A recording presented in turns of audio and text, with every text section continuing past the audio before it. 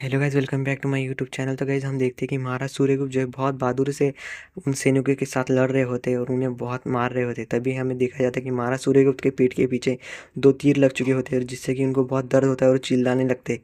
तभी महारानी मूरा जो होते हैं बहुत डर जाती है और कहती है कि महाराज आप ठीक तो है ना। तभी महाराज कहते हैं कि हाँ मैं ठीक हूँ मूरा, जल्दी से चलो यहाँ से। महारानी मूरा को लेकर वहाँ जा ही रहे होते हैं। तभी हमें दिखाया जाता है कि बहुत सारे सैनिक जो होते हैं मगध के, उनके ऊपर आक्रमण करते थे। तभी महाराज सूर्यगुप्त जो है थोड़े चौंक जाते हैं, पर वो उन्हें बहुत बहादुरी से लड़ते हैं। उन सब से लड़कर उनको मार देते। तभी ये सीन यहाँ पर कट हो जाता है, हमें जंगल का दिखाया जाता है जहाँ पर महाराज सूर्यगुप्त जो है महारानी मूरा को लेकर आते हैं। तभी हमें पीछे से दिखाया जाता है कि जो नंद है वो भी अपने सैनिकों के साथ वहाँ पर आया होता है। सब आसपास उन्हें ढूंढने लगते हैं। तभी नंद को हमें दिखाया जाता है जो कि कहता है कि ढूंढो उन सबको, वो कहाँ पर गए हैं और उन्हें वहीं पर मिलते ही मार दो। तभी हमें दिखाया जाता है महारानी मूरा और सूर्यगुप्त जो है पेड़ को टकरा जाते हैं और कहते हैं कि मेरा समय अब यही तक था मूरा, तुम अब जाओ और इस बच्चे को तुम्हें अपना भविष्य बनाना है। वो कहते हैं कि बस अब तुम चले जाओ यहाँ से, मैं इन सबको संभाल लूँगा, मेरा साथ तुम्हारे साथ अब यही तक था। तभी महारानी मूरा कहती कि नहीं महाराज, आप मेरे साथ आइए। महाराज सूर्यगुप्त जो कहते हैं कि ये चंद्र जो है वो ही मैं हूँ, समझ लो, और वो आप यहाँ से जाओ। तभी हमें देखा जाता है कि महारानी कहती है कि नहीं महाराज, मैं आपको छोड़कर नहीं जाऊंगी। तभी सूर्यगुप्त जो कहते हैं कि महारानी मूरा, मेरा अंत मुझे अभी दिखाई दे रहा है, तुम जाओ और हमारे चंद्र की रक्षा अब तुम्हारे हाथों में है। तभी महारानी मूरा रोने लगती है, कहती है कि महाराज। पर तभी महाराज सूर्यगुप्त जो है कहते हैं, हमें दिखाया जाता, महाराज कहते हैं कि सूर्यास्त हो रहा है और चंद्र का उदय का समय हो गया है, आपको चंद्र के लिए जीना होगा। चंद्र के उत्तराधिकारी आपके हाथ में है। अभी चंद्र को आपको उत्तराधिकारी बना है ना महारानी। हमने जो हमारे स्वप्न देखे थे वो बस आपके हाथों में महारानी मूरा, आपको जाना होगा, आपको उसे भारत का उत्तराधिकारी बनाना है महारानी, जल्दी से जाइए। और तभी महारानी तभी महाराज जो है सूर्यगुप्त उनके साथ उठकर वहाँ से खड़े होने लगते। महारानी मूरा को पेड़ के पास ले आते। वहाँ पर वो जो पत्तों के पास जो है गड्ढा करने लगते, जहाँ पर महारानी को छुपाने के लिए वो रास्ता ढूंढ रहे होते। तभी वो महारानी को लेते और वहाँ पर बिठा देते। महाराज सूर्यगुप्त जो है महारानी के ऊपर पत्ते डालने लगते और उन्हें छुपाने लगते। वहाँ पर उन्हें छुपा देते और फिर कहते कि मूरा आप यहीं से कहीं मत जाइएगा और वो यहीं पर छुपे रहिएगा।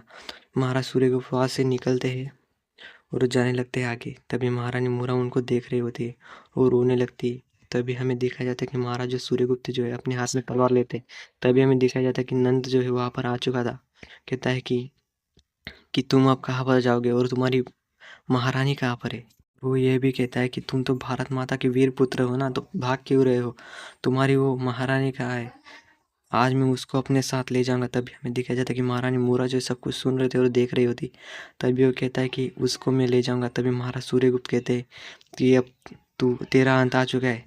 तभी वो बोलता है कि मेरा अंत आने से पहले तेरा अंत आ चुका है। तभी महाराज कहते हैं कि मेरी मूरा का नाम फिर से अपने जबान से निकाल मत, तेरा भी वक्त आने वाला है जल्दी।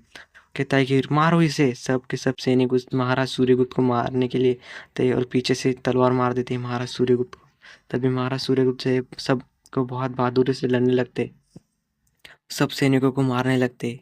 वहाँ पर वो सब एक सैनिक को नीचे घोड़े से उतार देते और उसको भी मार देते। तभी वो जो है नंद, वो चिल्लाने लगता है, उसको बहुत गुस्सा आने लगता है। तभी हमें दिखाया जाता है कि जो नंद है वो अपने घोड़े से उतर जाता है, महाराज सूर्यगुप्त के सामने आ जाता है अपनी तलवार लेकर और कहता है कि अब तेरा अंत मैं ही करूँगा, इनसे तो कुछ नहीं होगा।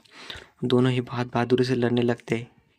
महाराज सूर्यगुप्त के हाथों में दो तलवारें होती है और वो बहुत बहादुरी से उससे लड़ रहे होते, घायल होने के बाद भी। पर वो उनको बहुत बुरी तरीके से मारता है और उनकी गर्दन उड़ा देता है और वो हंसने लगता है, कहता है कि अच्छा हुआ मर गया। तभी महारानी मूरा को दिखाया जाता है जो कि वहाँ से चुप कर बहुत रो रही होती है। और तभी उनको अपने पुराने पल आते आते हैं कि जहाँ पर महाराज सूर्यगुप्त कहते हैं कि आपको पता होगा कि सूर्यास्त के बाद ही चंद्र निकलता है।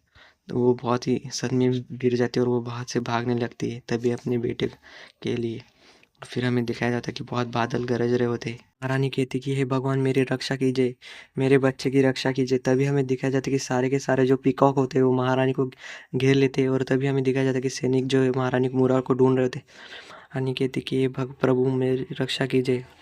सब के सब जो पीकॉक होते उनको आसपास से कवर कर लेते और तभी हमें दिखाया जाता है कि तभी हमें भारत में कहते हैं कि आ गए वो चंद्र, जिसे अपने भारत में सूर्य की तरह तेज से चमकना है।